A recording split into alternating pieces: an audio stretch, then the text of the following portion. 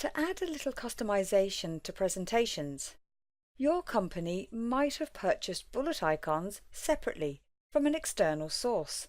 Now, if that is the case, then they need to be applied in a slightly different way. We're going to use the picture called CD as the bullet for the text Outlook. So make sure you know where that image is saved, and I have it saved into a folder on my desktop for easy access. So we'll start off by clicking into that text Outlook. Then click on the down arrow of the Bullets button and select Bullets and Numbering.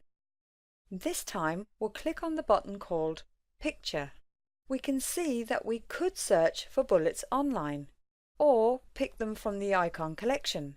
However, we have ours stored locally, so we need to click on the From a File link.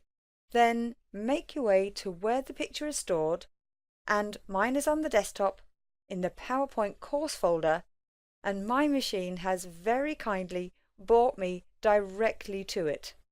So just select the image and click Insert. And that's how easy it is to apply your own bullet. Now in the next video, we'll look at how we can change the colour of a bullet. So if you're moving on to that next video called Change a Bullet Colour, then you can keep this presentation open.